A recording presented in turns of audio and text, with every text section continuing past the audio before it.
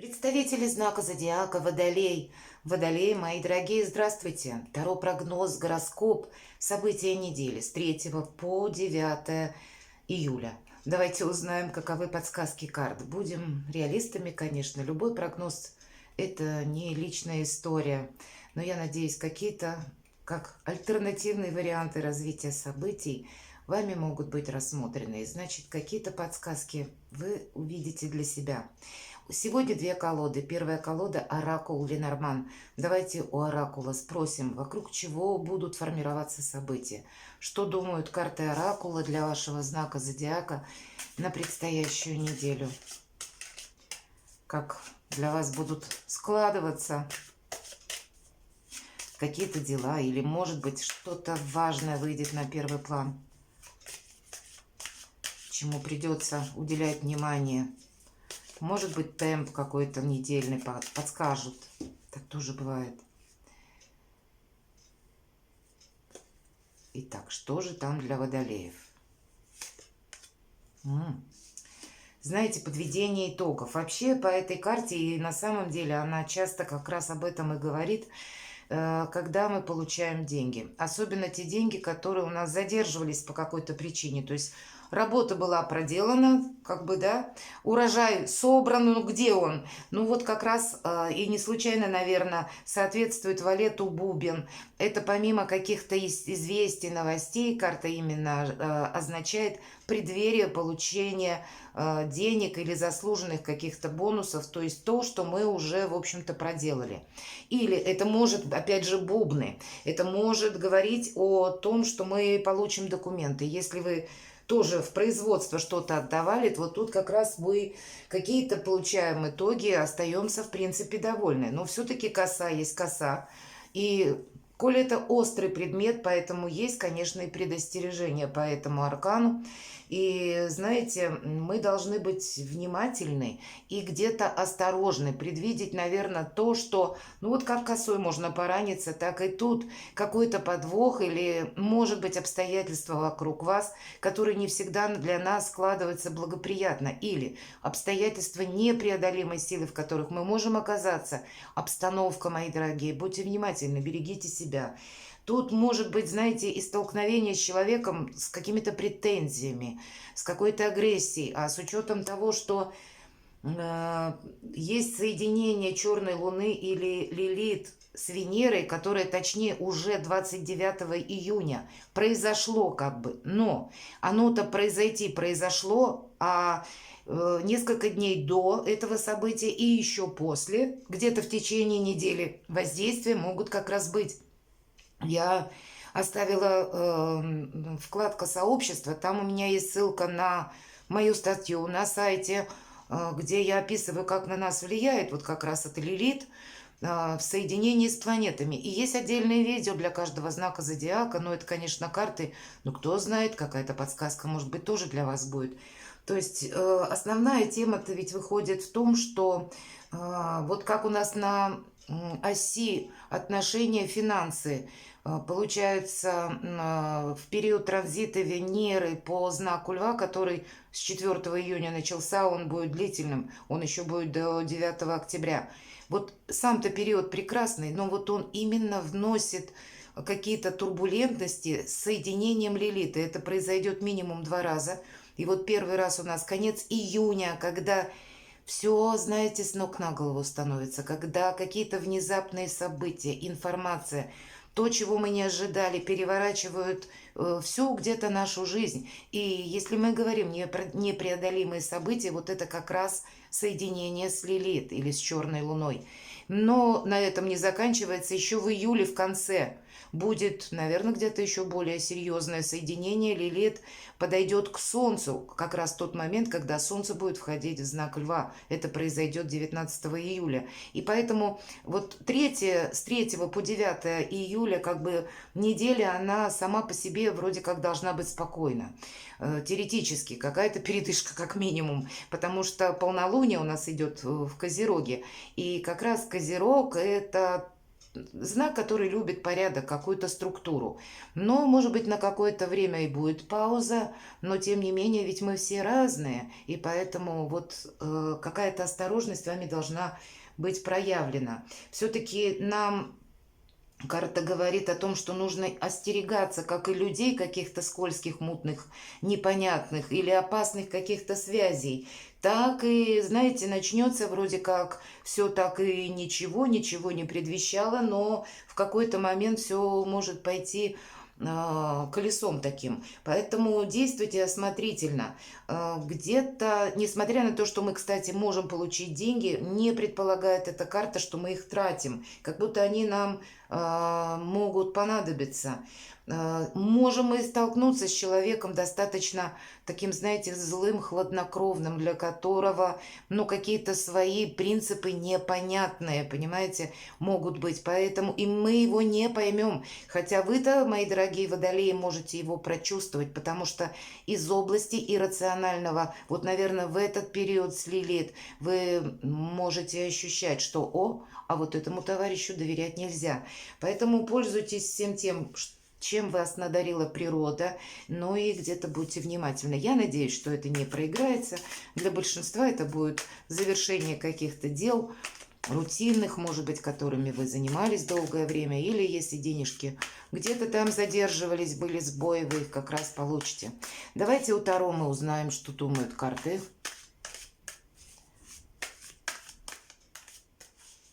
На эту неделю. Итак, что важно знать, по мнению карт?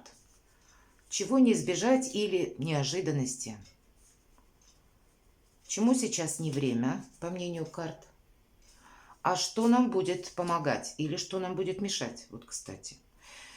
И по основным сферам жизни это дела, работы, бизнес, это финансы, сфера, посмотрим энергия и личная жизнь, как видят карты. Что важно знать, давайте откроем. Карта харизматичного лидера, который присел и думает. Он присел специально, чтобы что-то, ну, как-то продумать перед действиями. И вот нам карта того и желает, чтобы мы не спешили где-то с действиями. Вот мы были осмотрительны, кстати, но и в то же время все-таки лидер харизматичный, подразумевается, что все наши намерения и планы, цели как минимум, планы мы можем корректировать, а вот цели должны оставаться неизменными. И по этой карте, знаете, ведь это энергия, жезлы все-таки. И человек этот словно к себе притягивает, как магнит, есть такой магнетизм. Это могут быть у вас таких энергии, когда к вам просто будут обращаться люди, решить тот или иной вопрос, может быть, и посодействовать, кто знает. Но все-таки король у нас показан, который никуда не торопится, или к какому-то делу он не спешит приступать, как будто сначала он должен, ну, минимум, наверное, подумать, что это для него нужно, не нужно, чем дело закончится, может быть, или есть ли смысл мне вообще в этом участвовать. Вот где-то в тех энергиях, которые я сейчас описала по карте коса, но не теряя, как и самообладание, где-то выдержки и, безусловно, не должно быть спешки. Вот то, что нас предупреждает где-то карта косы, как острие какое-то. То есть мы словно можем по острию идти, понимаете? И нам нужно будет, видимо, эту траекторию как-то выдержать. Мы можем столкнуться с разными людьми, но это не значит, что если нам говорят что-то, хоть со знаком плюс, хоть со знаком минус, мы должны принимать это на веру. Нет, здесь придется где-то анализировать постоянно информацию. И много информации ожидается. Или если пусть и немного, но, видимо, она какая-то будет такая кульминационно важная для вас. Давайте посмотрим неожиданности, какие могут быть. Знаете, мы можем столкнуться, но вообще, честно говоря, у кого-то не будет вообще никаких неожиданностей, потому что карта короля мечей – это ваш сигнификатор, мои дорогие.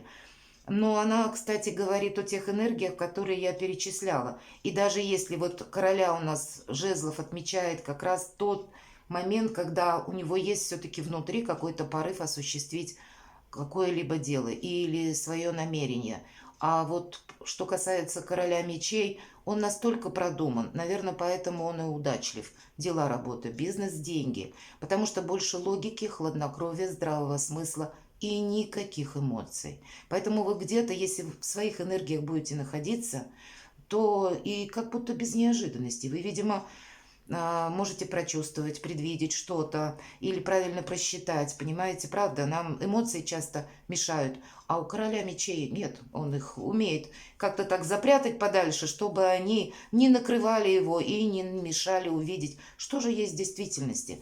Но для кого-то это ведь еще не только как бы ваш сигнификатор карта, она говорит о людях, представителях власти, где-то мы можем, если мы неожиданности смотрим, мы можем столкнуться с представителями власти, законной власти, с каким-то законом самим по себе или высокими чиновниками мы можем столкнуться. Мы можем столкнуться, ведь идут тут те структуры, которые охраняют эту самую власть. И поэтому тут тоже надо дважды быть аккуратному и внимательному. С другой стороны, есть на повестке дня какие-то вопросы, которые требуют конкретного знания, например, законов. То есть мы можем обращаться к юристам, адвокатам, нотариат. То есть вот это тоже все проходит по этой карте. И здесь у каждого по-своему. Но если в целом мы берем, ну, наверное, логикой запастись определенно стоит, выдержкой и умением зрить в корень, без того, что кто-то нам может, например, добавлять каких-то эмоционального окрашивания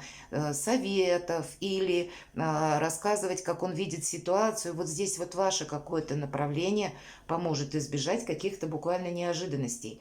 Или разобраться, как оформить перед тем, как что-то подписывать. Вот, например, да, даже банковские, например, документы. Мы должны все прочитать разными шрифтами.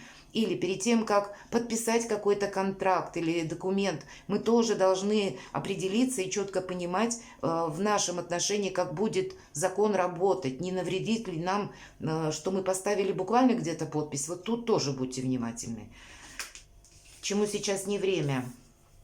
И в то же время уходить в какую-то, знаете, как в тень. Тоже не время. Мы должны продолжать общаться с миром, и, может быть, как раз это общение нам даст возможность увидеть, что по факту надо держать руку на пульсе. А если мы где-то так это отойдем на второй план или, знаете, как, ну, словно изолируемся. Вот этому не время. Мы что-то пропустим важное, или у нас будет искаженное видение какой-то реальности. Нам тут руку на пульсе надо держать, поэтому абстрагироваться от каких-то событий нам не получится. И, видимо, без какой-то глубокой философии прожить эту неделю, опять же, видеть, что есть по факту. Это нас как и охраняет, защищает, так и дает возможность решить ведь какие-то вопросы. То есть они могут быть решены, но вот через какое-то хладнокровие, выдержку и логику. Что нам помогает? Знаете, это король у нас тоже выпадает, третий, кстати, король. И я должна сказать, когда уже три короля выпало, значит, какие-то контакты с людьми, которые наделены либо властью, либо полномочиями, скорее всего, будут. Но в значении, что нам помогает, нам как раз такие люди могут помочь правильно обустроить какое-то дело или объяснить, как правильно, например, оформить документально. Такое тоже может быть. И правда, без консультаций каких-то специалистов, ну, хоть в какой-то, может быть, области нашей жизни мы, наверное, не обойдемся. По крайней мере, если мы узнаем что-то наверняка, то мы, скорее всего, себе словно соломки сумеем подстелить и не будем где-то задней мыслью потом думать, а правильно я сделала или нет. Мы будем знать точно, что да, у нас все в порядке.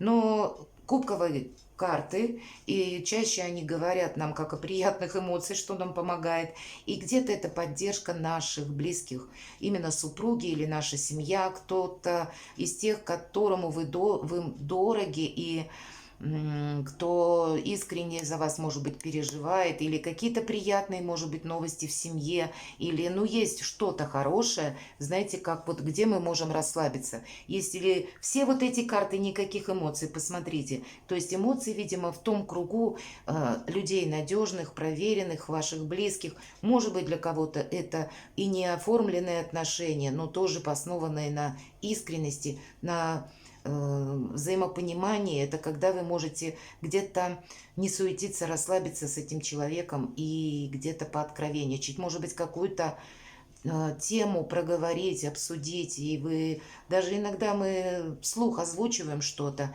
и проговаривая, к нам приходит решение, и такое тоже может быть. Дела, работа, бизнес посмотрим. Еще один. Правда, не избежать. Четвертый король у нас выпадает, и поэтому какие-то инстанции, а у кого-то это могут быть какие-то учреждения высокие, или, опять же, представители законной власти, или люди, которые, может быть, занимают высокий пост, вот как будто, ну вот есть взаимосвязь. Может быть, и вы, мои дорогие водолеи, сами занимаете пост, и где-то вам приходится под роду службы общаться с такими людьми. Ну, у каждого, видимо, будет по-своему. Кто-то бумагу пойдет подписывать просто, да, а у кого-то это стиль жизни, вы работаете, тоже постоянно вращаясь вот в таких кругах. Но нет неожиданностей вообще. Дела, работа, бизнес. Правда, если запасемся логикой, математическим подсчетом, все-таки у нас Пентакли, король Пентакли, он у нас подсчитывать умеет. И он умеет, знаете, очень материально мыслить. Поэтому какой-то материализм и логика, опять же, добавляю. И все дела мы сможем решить. И даже те, которые такие непонятно скользкие, я бы сказала, если мы где-то голову в песок не спрячем, или вот, да, вот пока по карте это Верховная Жрица, ведь здесь это карта независимости, по идее, но нам говорят не время, значит, мы и где-то своим авторитетом, мои дорогие, не давим, то есть мы немножко так серым кардиналом должны сначала пронаблюдать, тут обстановка непонятная, может меняться в любой момент, понимаете, то есть это ж у кого как произойдет. Тут вы можете столкнуться с одним человеком, у которого дурной характер или просто хам. И он появится в тот момент, когда вы какие-то серьезные вопросы решаете. И осложнить может какой-то переговорный процесс. Ну, у каждого по-своему, но элемент этого есть. Но вообще хорошее предзнаменование, когда выпадает король Пентаклей, дела, работа, бизнес. Ну, тут прекрасно. Тут как раз все где-то мы удерживаем, все у нас идет по плану. Ну и конкретно деньги будут. Нам уже говорит эта карта, как будто они есть. И по тройке Пентаклей это прохождение своего рода экзамена. Ну, наверное, вот как те кармические уроки, которые по черной луне или лилит у нас проходят у всех. Мы можем столкнуться, кстати, с деньгами, точнее, с финансовой ситуацией в том ракурсе, что нам может показаться, что мы в подобной ситуации были. Или мы должны решить какую-то проблему финансовую для того, чтобы перед нами открылись новые перспективы. Ведь тройка Пентаклей это всегда сама по себе карта перспектив какого-то прогресса. Мы, когда готовы обучаться чему-то, и часто, кстати, даже каких-то знаний мы добавляем, и карта нам говорит в последующем, мы из этих знаний буквально сделаем деньги. У кого-то это знание языков, может быть, иностранных, у кого-то дополнительное какое-то образование, знаете, как узкая специализация, ну вот, ну что-то такое. Или когда мы просто, может быть, законы поменялись, вы умеете быстро, рационально включиться в какой-то деловой процесс и как-то так переоценить, что сделать для себя. И вы можете быть замеченными руководством, еще кем-то, и вам буквально и должность могут предложить, потому что по тройке Пентаклей, да, мы здесь именно растем, мы меняем свой статус. И если не на этой неделе мы его буквально поменяли, это значит карта прогресса, это в последующем мы это сумеем сделать. И наши деньги пойдут в рост, но и где-то наши амбиции в хорошем смысле, или наше здоровое честолюбие будет тоже удовлетворено. То есть вот где-то финансы и деловая сфера, они пересекаются. Собственно, все то, что по карте король Пентаклей. Личная жизнь, хотя нам сказали, что ну, видимо, каких-то изменений не будет, но вот усталость точно будет. Десятка жезлов – это всегда, знаете, в ворох каких-то забот, дел, информации, с которой тоже нужно либо работать, либо откликаться, ну, или что-то буквально делать, или завалят буквально работой. В такой какой-то многозадачности нам, может быть, и придется эту неделю быть. Но карта нам говорит о другом. Посмотри рационально вот на все те какие-то задачи, которые у тебя будут стоять на этой неделе. Потому что нужно уделить внимание отдыху, и значит, мы должны обязательно выкраивать время для того, чтобы привести физические силы в норму. Нам карта говорит, что да, нам хватит усилий для того, чтобы вытянуть вот эту вязанку из 10 жезлов. Но вопрос целесообразности, а надо ли, он тоже будет для вас актуален. Помним, что Уставшие люди делают ошибки, и поэтому отдыхать обязательно нужно. Может быть, вот эти 10 жезлов, и карта об этом говорит, делегировать какие-то рутинные обязанности или то, что, может быть, прежде бы вы не отказали и где-то кому-то помогали, но тут, скорее всего, у вас будет очень много своих дел, а плюс еще нам уже по карте коса говорят, что вообще-то нужно еще и все подмечать, что происходит вокруг, а для этого должна быть, ну, концентрация внимания на уровне, а когда мы уставшие, ее просто физиологически не бывает, а для вас это будет дважды важно, поэтому где-то не впрягайтесь во все работы мыслимые и не очень, мои дорогие водолеи. То есть отдыхать нам все-таки карта упорно советует. А для кого-то из вас это будет завершение какого-то процесса. Знаете, и это ведь может быть завершение с учетом косы. И вот мы сказали, король мечей, хоть это и ваша карта, но это может быть завершение какого-то судебного заседания и само по себе получение решения. Как будто что-то, как какая-то тяжесть у нас уходит из жизни. Откроются в последующем какие-то новые перспективы. Но 10 жезлов это всегда есть окончание чего-то. И для кого-то из вас может проиграться, что ну, какая-то трудность, которая, может быть, прежде была, вы сможете преодолеть ее как раз или решиться сам по себе вопрос. И тоже уже где-то можно будет в последующем выдохнуть или какие-то новые планы строить. Но, правда, вот итоговая карта косы будет проигрываться у каждого по-своему. Перекладывайте на себя, мои дорогие водолеи, и будьте счастливы и любимы всегда.